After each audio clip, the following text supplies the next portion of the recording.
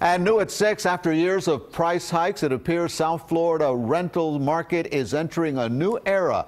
Decline. It means good deals for renters, tough times for landlords, and as CBS 4's David Sutta reports, a bizarre turn of events for all places, Miami Beach.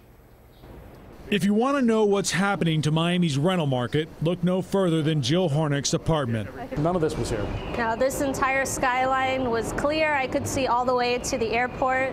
In 3 years, she's watched thousands of condos come up in Brickell. Each year, her rent skyrocketing. That is, until this year. It seems that the buildings that are over 5 years or so are going down in rent, and there's a little bit of an exodus to the newer buildings for renters. She shared her discovery with her landlord, who skipped a rent hike this year and instead offered a $50 monthly discount. To live in Brickell, I think it's better to be a renter at this point.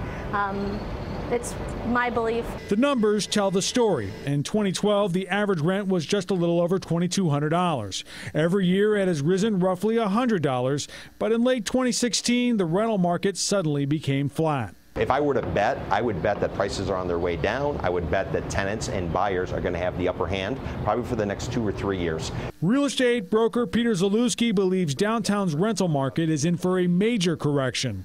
He points to a flooded condo market that has roughly 8,000 rentals being constructed right now. This is a brand new rental tower that's just come up. Just behind it where you see green space, that's another 700 units that's coming. Why so many rentals? During the recession, banks wouldn't finance condos.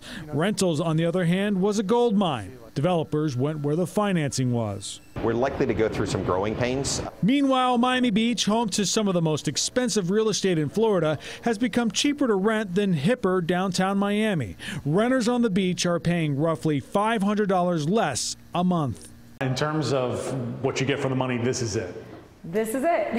It's great. It's about 1,000 square feet. Christina Papas is the residential president of Miami's Association of Realtors. She says the other item driving down rental rates, renters are becoming buyers. Remember all those people who were foreclosed on during the recession and became renters?